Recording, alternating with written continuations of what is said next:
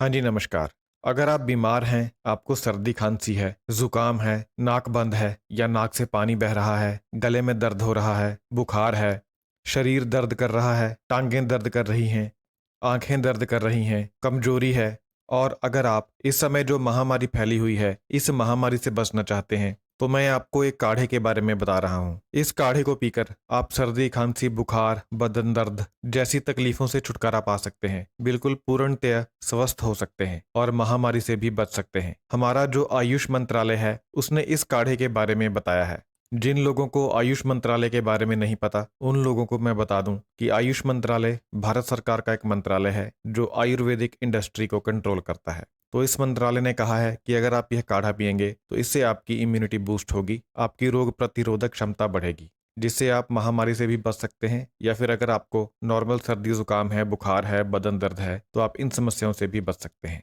तो पहले आप काढ़े की सामग्री नोट कर लीजिए। 3 गिलास पानी, जो स्टील के बड़े गिलास होते हैं वह 3 गिलास पानी।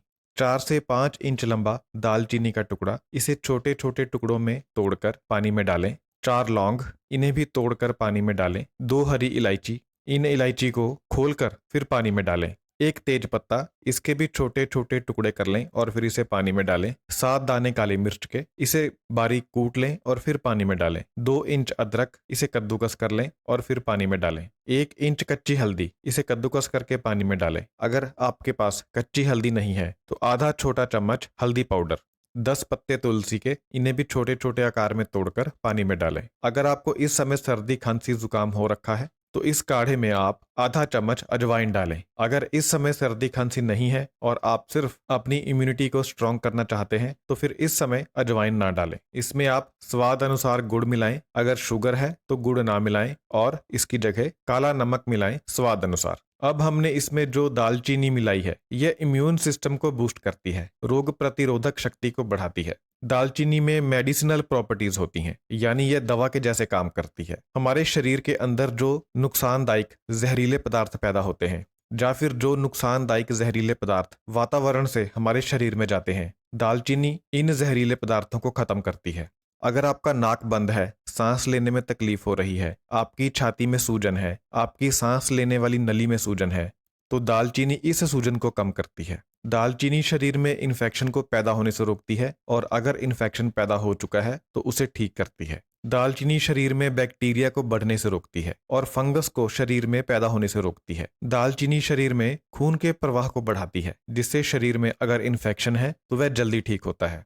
इसके अलावा हमने जो लौंग का इस्तेमाल किया है, लौंग भी इम्यून सिस्टम को बूस्ट करता है, रोग प्रतिरोधक शक्ति को बढ़ाता है। लौंग भी इन्फेक्शन को ठीक करता है और शरीर में बीमारी पैदा करने वाले बैक्टीरिया को मारता है। लौंग भी हमारे शरीर में जो हानिकारक पदार्थ पैदा होते हैं और जो बाहर से हानिकारक पदार्थ शरीर में आते हैं, इन पदार्थों को खत्म करता है। लौंग भी फेफड़ों की सूजन को कम करता है, नाक में आई सूजन को कम करता है और सांस की नली में आई सूजन को कम करता है। और लौंग एंटीवायरल भी होता है, यानी बैक्टीरिया से लड़ने के साथ साथ वायरस से भी लड़ता है। लौंग सर्दी, खांसी को दूर करता है। आपकी छाती में अगर बलगम जमा हो गई है, आपको सांस लेने में तकलीफ हो रही है, तो लौंग इस बलगम को बाहर निकालने में सहायता करता है।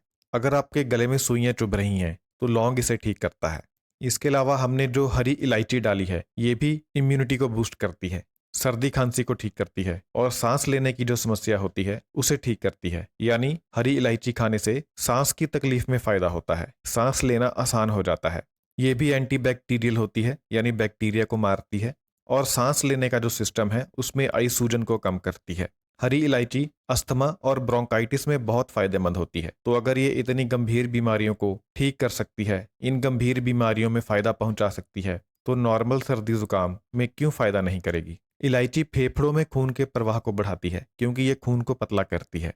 इससे आपका रेस्पिरेटरी फंक्शन इंप्रूव होता है, यानी इलायची खाने से फेफड़े, सांस की नली और नाक, इन तीनों में अगर किसी समस्या की वजह से सांस लेने में तकलीफ हो रही है तो इलायची खाने से यह समस्या ठीक होती है। इसके अलावा हमने इस काढ़े में डाला है तेज पत्ता। तेज पत्ता एंटीसेप्टिक होता है और ये एंटी कार्सिनोजेनिक होता है, यानी कैंसर से भी बचाता है। ये भी एंटी इन्फ्लामेटरी होता है, यानी सूजन को घटाता है, इम्यूनिटी को बूस्ट करता है और ये जख्मों को जल्दी ठीक करता है। इसके अलावा ये दिमाग में आए स्ट्रेस को भी कम करता है। ये लीवर के लिए भी अच्छा होता है, किडनी के लिए भी अच्छा होता है और पाचन से संबंधित जो विकार होते हैं उन्हें ठीक करता है और ये आपकी रोग प्रतिरोधक शक्ति को बढ़ाता है। अब हमने इसमें और डाली है काली मिर्च। तो काली मिर्च पेट की गैस को ठीक करती है, बैक्टीरिया को मारती है, बुखार को कम करती है। तो अगर आपको सर्दी जुकाम के साथ बुखार भी है तो काली मिर्च आपको फायदा पहुंचाएगी। नाक गले में आई सूजन को कम करती है, रोग प्रतिरोधक शक्ति को बढ़ाती है, एंटीबायोटिक होती है। जैसे बैक्टीरिया को मारने के लिए आप एंटीबायोटिक दवा खाते हैं, उसी तरह से काली मिर्च भी असर करती है।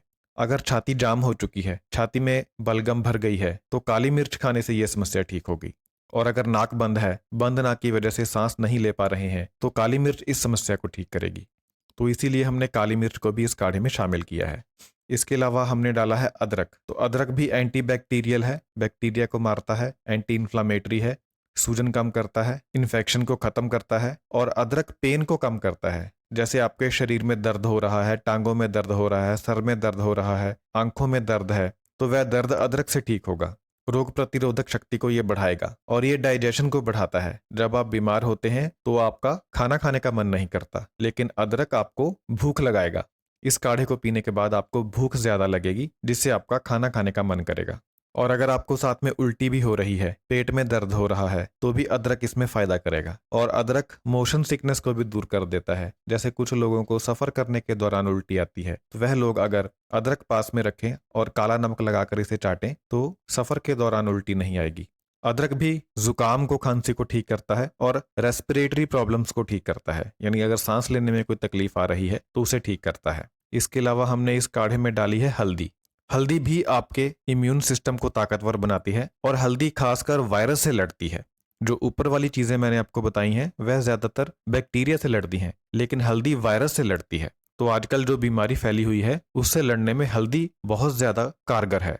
तो ये क्या करती है, ये वायरल रेप्लिकेशन को रोकती है। यानी जब वायरस हमारे शरीर में जाता है और अंदर जाकर वायरस मल्टीप्लाई करना शुरू कर देता है, 1 के 2, 2 के 4, 4 के 8, इस तरह से मल्टीप्लाई करने लगता है, तो हल्दी क्या करती है, इस मल्टीप्लिकेशन को रोकती है। यानी ये वायरल रेप्लिकेशन को रोकती है। तो इससे क्या होता है, वायरल लोड कम होता है शरीर में, यानी शरीर में वायरस की संख्या कम होती है। इसके अलावा ये इन्फ्लामेशन को कम करती है, यानी सूजन कम करती है, और वायरस की वजह से जो नुकसान होता है शरीर का उसको ठीक करती है।